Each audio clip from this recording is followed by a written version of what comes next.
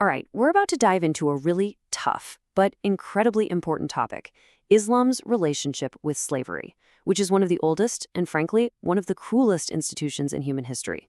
Now, talking about this needs some real sensitivity and a close look at the historical facts, so let's just get right into it. Okay, so let's start with the big one, the question that I think anyone with a modern sense of justice immediately asks. And you know what? If you're asking this question, that is a really good thing. It means you've got a strong moral compass. So our goal here isn't to try and defend anything, but to really understand the world this was all happening in. To get a handle on how any faith or system responded to slavery, you first have to understand a fundamental truth about the ancient world. Slavery wasn't the exception, it was the rule. It was the global default, deeply woven into the fabric of society long before Islam even appeared. I mean, the roots of this thing run so incredibly deep. We're talking about laws codifying slavery 4,000 years ago in Babylon. It was fundamental to massive empires like Persia, Egypt, and even ancient Greece, where on any given day, thousands of slaves could be sold in a single market. This wasn't some minor issue. It was the engine of ancient economies. And you can see just how deeply entrenched this was by looking at the language itself. In ancient Persia, the word they used for a slave, bandaka, came directly from the word for chain or bond. To be a slave was, by its very definition, to be in chains. And here's another one. The word girde was for a house slave.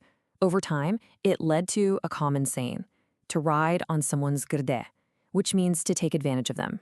And that phrase came from the literal, actual practice of slaves carrying their masters on their shoulders. It shows you how this idea of total subjugation just became part of everyday conversation. Now, this brings us to a really common misconception, especially around the famous Persian king Cyrus the Great. There's this popular idea that he was the guy who abolished slavery. But when you look at the historical record, it tells a very different story. So let's be clear. Did Cyrus do something incredible when he freed the Jewish people from captivity in Babylon? Absolutely. It was a monumental act of liberation.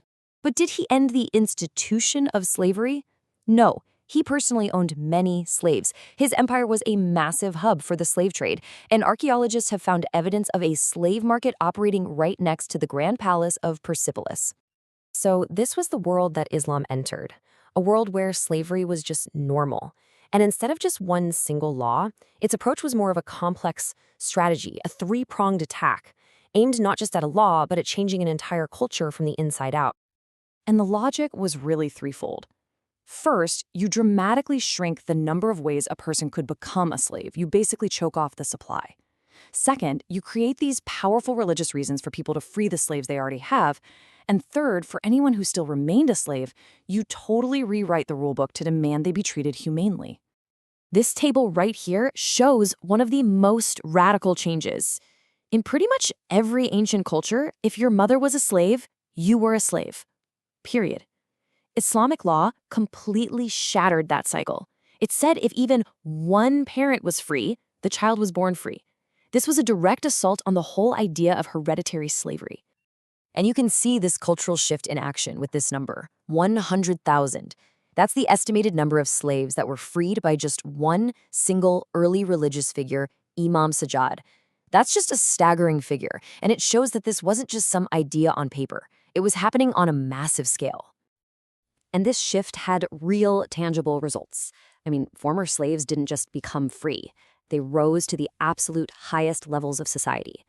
Bilal became the first person to call the community to prayer. Zayd, a former slave, became the prophet's own adopted son. Ikrimah became a top religious scholar.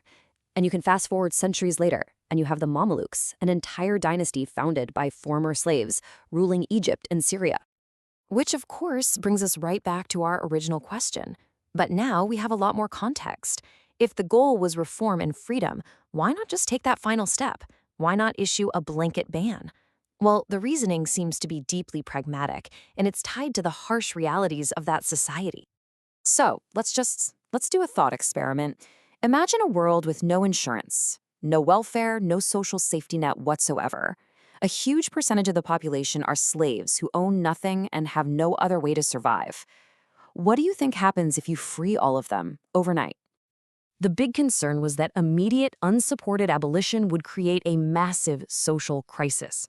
For millions of people with nothing, sudden freedom could have easily meant starvation, chaos, and a total collapse of society. The logic was to dismantle the culture of exploitation from the inside, rather than just banning it and leaving the most vulnerable people to fend for themselves in a hostile world. It's like treating the disease, not just the symptom. Okay, but, and this is a really, really crucial point, we have to draw a sharp line between the religious ideal that was laid out and the often brutal historical reality of how later empires and rulers actually behaved. I mean, the ethical guidance was crystal clear. On his deathbed, one of the prophet's last recommendations was to remember the rights of slaves, even calling them your brothers. And yet, many rulers in the Umayyad, Abbasid, and other empires that came later, they did not follow these principles. There was a huge gap between the teaching and the practice. You can even see the original intention just by looking at the name. In the big books of Islamic law, the chapter that deals with all these rules isn't called the Book of Slavery, it's called the Book of Itq, which literally means the Book of Freeing the Slave. The end goal was written right into the legal framework itself. So how does all of this connect to our world today? Because this isn't just a conversation about ancient history. Not at all. It is kind of startling when you realize just how recent the legal end of slavery is. For thousands of years, it was a global norm. For most of the world, it only formally ended within the last 200 years. That's just a blink of an eye in human history. And this brings us to a really tough modern challenge. The form of subjugation has changed. The chains aren't physical iron anymore. They're economic chains of debt. In the old system, the master was at least responsible for keeping the slave alive, food, shelter. Today, you have exploitative labor practices where people are paid wages that don't even cover their basic needs, trapping them in a cycle of dependency, all under the legal name of employment. The spirit of exploitation can live on long after the laws have changed. And that leaves us with this final, really powerful idea from Imam Ali. It reframes freedom not as just a legal status that someone gives you, but as your natural state of being. It's a challenge to all of us to recognize that the spirit of slavery isn't just about physical ownership. It's about any force that subjugates one person to another. And it's a call to break not only the chains on our hands, but the chains on our minds and in our hearts too.